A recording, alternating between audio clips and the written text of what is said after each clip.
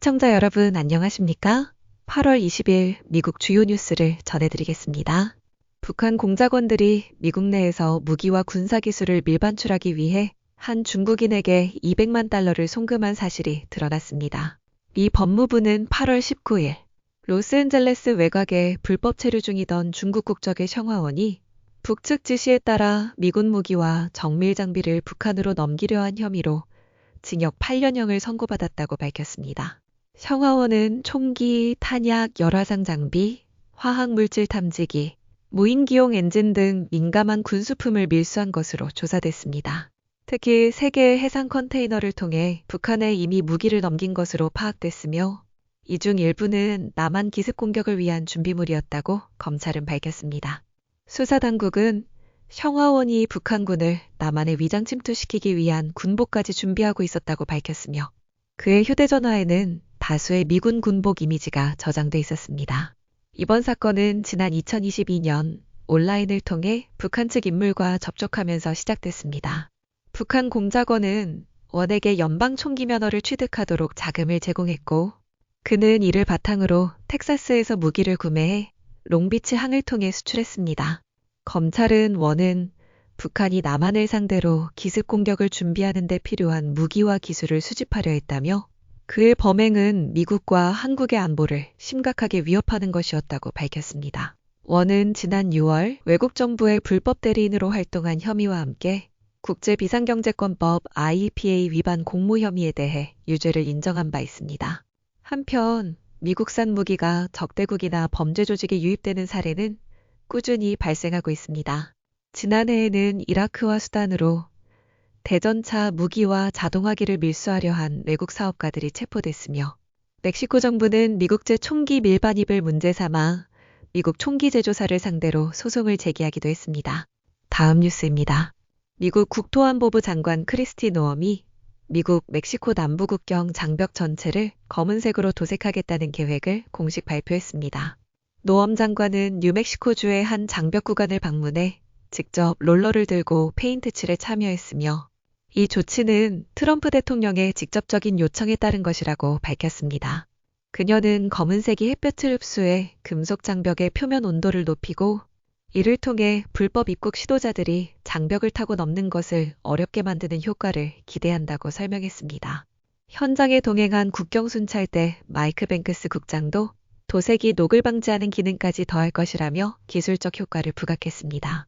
이번 조치는 트럼프 대통령의 이민정책 강화 방침과 맞물려 추진되는 것으로 그는 최근 의회를 통과시킨 원빅 뷰티풀 빌 법안을 통해 장벽 건설 예산으로 460억 달러를 확보했습니다. 현재 국토안보부는 하루 평균 약 800m의 장벽을 추가로 설치하고 있으며 지형과 환경에 따라 장벽의 형태도 다양하게 적용되고 있는 상황입니다. 노엄 장관은 리오그란데 강을 포함한 수역 구간에도 장벽 역할을 할 수 있는 수상 기반 인프라를 구축할 계획이라고 밝혔습니다. 이러한 움직임과 동시에 남부 국경에서 체포되는 불법 이민자는 지난 6월 기준 6,000명 수준으로 떨어졌으며 이는 바이든 행정부 당시 하루 6,000명 이상에 달했던 수치와는 큰 차이를 보입니다. 다음 뉴스입니다. 미국 법무부가 워싱턴 DC 경찰이 범죄 통계를 조작했는지 여부에 대한 형사수사에 착수했습니다.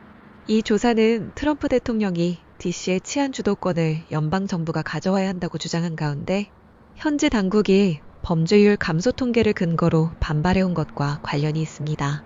수사는 워싱턴 DC 연방검찰청 주도로 진행 중이며 복수의 경찰 고위 관계자들이 조작 의혹에 연루된 것으로 알려졌습니다.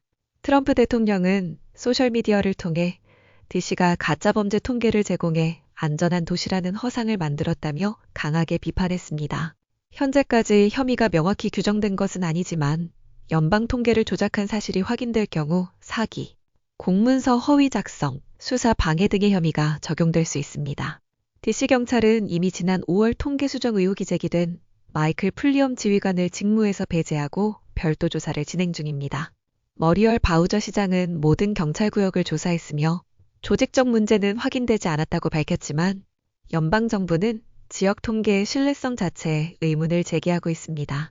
한편 경찰 인력 부족에 시달리고 있는 DC는 수백 명의 공석을 채우지 못해 현재 남은 3,100명의 경찰 인력에 막대한 초과 근무 수당을 지출하고 있는 것으로 알려졌습니다. 다음 뉴스입니다. 미국 이민서비스국이 앞으로 영주권과 시민권 신청자를 대상으로 반미 성향을 심사 항목에 포함하겠다고 밝혔습니다. 당국은 신청자가 반미, 반유대주의, 테러 관련 단체나 이념을 지지하거나 옹호한 적이 있는지를 판단 기준으로 적용할 것이라고 밝혔습니다. 이번 방침에는 소셜미디어 활동까지 포함되며 반미적 행위가 발견될 경우 불이익을 줄 수 있도록 지침이 마련됐습니다. 반미 성향의 구체적 정의는 명시되지 않았지만 1952년 제정된 이민국적법을 근거로 공산주의 정당 가입자, 폭력적 정부 전복 주장자 등이 예시로 제시됐습니다. 이 지침은 트럼프 행정부 출범 이후 확대된 심사 조치의 연장선으로 최근에는 도덕성 평가와 사회 기여도 등을 추가로 고려하고 있습니다. 국무부는 올해에만 6,000개 이상의 학생 비자를 취소했으며 비자 심사 시 미국 제도나 국민에 대한 적대적 태도 여부도 점검하고 있다고 밝혔습니다. 트럼프 행정부는 미국 혜택은 미국을 경시하거나 적대시하는 이들에게 제공돼선 안 된다며 해당 방침의 시행 이유를 설명했습니다. 이 지침 발표 이후 온라인 이민 커뮤니티에서는 실제 적용 기준이 무엇인지, 특정 정치적 견해가 심사에 포함되는지를 두고 질문과 사례 공유가 이어지고 있습니다. 다음 뉴스입니다. 미국 정부가 최근 일본 한국과 체결한 무역 합의에 대한 공식 문서를 수주 내로 공개할 예정입니다. 일본 교도통신은 하워드 루트닉 상무장관의 말을 인용해 관련 문서가 현재 작성 중이며 발표까지는 몇 주 남았다고 보도했습니다. 이번 조치는 지난 8월 7일부터 발효된 미일 무역 합의가 행정명령에 정확히 반영되지 않아 일본 측이 수정 요청에 나선 데 따른 것입니다. 이로 인해 일본산 일부 품목은 15% 상한 관세 혜택을 적용받지 못하고 있으며 누적 관세 면제 조항도 시행되지 않은 상태입니다. 미국은 앞서 유럽연합과 체결한 동일한 조건을 일본에도 적용하겠다고 약속했지만 구체적인 시행 일정은 아직 밝혀지지 않았습니다. 일본은 미국 내 반도체, 의약품 등 전략산업에 약 5,500억 달러 규모의 투자, 대출 보증을 추진하기로 했고 이에 따라 관세율도 기존 24%에서 15%로 조정됐습니다. 일본 정부는 이 수치가 정부기관이 참여한 금융지원까지 포함한 총액이라며 실제 집행 여부는 기업들의 경영 판단에 달려있다고 설명했습니다. 한편 한국과의 무역 합의도 함께 체결됐으나 관련 세부 내용은 이번 문서 공개 이후 구체적으로 확인될 전망입니다. 다음 뉴스입니다. 미국 월마트가 판매한 냉동 생새우에서 방사성 물질이 검출돼 해당 제품이 미국 전역에서 전면 회수 조치에 들어갔습니다. 미 식품의약국은 인도네시아산 그레이트 밸류 냉동새우 제품에서 세슘 137이 확인됐으며 유통 전 컨테이너에서 이미 오염이 감지됐다고 밝혔습니다. 세슘 137은 핵반응 과정에서 생성되는 인공 방사성 물질로 제품이 비위생적인 환경에서 가공 포장 보관됐을 가능성이 제기됐습니다. 문제의 제품은 유통기한이 2027년 3월 15일로 표시된 로트이며 현재 FDA는 판매 및 섭취 중단 권고를 내렸습니다. 조사 결과 미국 국경세관보호국이 로스앤젤레스, 휴스턴, 마이애미 서베너 항만에서 컨테이너 오염을 최초로 확인했고 FDA는 수입 경고 조치를 발령했습니다. 해당 새우를 가공한 인도네시아의 BMS 푸드는 레드리스트에 등재돼 미국 내 수입과 판매가 전면 중단된 상태입니다. 월마트는 FDA의 요청 직후 즉시 회수에 나섰으며 고객들에게는 해당 제품을 폐기하거나 매장의 반품에 환불받을 것을 안내하고 있습니다. FDA는 현재 인도네시아 당국과 협력해 오염 원인을 조사 중이며 모든 관련 제품의 공급망 추적을 계속하고 있다고 밝혔습니다. 다음 뉴스입니다. 8월 19일 새벽 미니애폴리스 시내 곳곳에서 주차된 차량 100대 이상이 파손된 채 발견됐습니다. 미니애폴리스 경찰은 최근 몇 주 동안 이어진 유사 사건을 포함해 올해 들어 피해 차량이 500대를 넘어섰다고 밝혔습니다. 브라이언 오하라 경찰국장은 청소년 3명이 차량 절도 혐의로 체포됐으며 이들이 이번 파손 범행에 직접 연루된 것으로 보고 있다고 말했습니다. 체포된 이들은 모두 과거에도 유사범죄로 적발된 이력이 있으며 이 중 2명은 경찰이 익숙하게 알고 있는 인물이라고 전했습니다.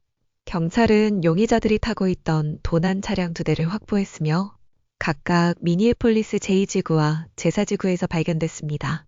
범행은 새벽 시간대 인적이 드문 거리에서 이뤄졌고 둔기를 이용해 차량 유리를 깨고 도주하는 수법이 반복됐습니다. 이러한 방식의 차량 파손은 브루클린 파크, 골든밸리 등 인근 도시에서도 확산 중이며 도심 전체가 무차별 범행의 표적이 되고 있습니다. 오하라 국장은 길거리 한복판에서 벌어지는 이 파괴 행위는 단순한 기물 손상을 넘어 도시의 안전을 정면으로 위협하고 있다고 경고하며 시민들에게 수상한 움직임이 포착될 경우 경찰에 즉시 신고해 줄 것을 당부했습니다. 마지막 뉴스입니다. 미국 교육부가 성 정체성에 따른 화장실 이용 정책을 유지한 버지니아 북부 5개 교육구에 대해 연방 예산을 중단하거나 제한하는 조치에 착수했습니다. 해당 교육구는 한인 밀집 지역으로도 잘 알려진 페어팩스 카운티를 비롯해 알렉산드리아, 알링턴, 라우던, 프린스 윌리엄 카운티로 교육부가 제시한 시정 권고안을 기한 내에 거부했습니다.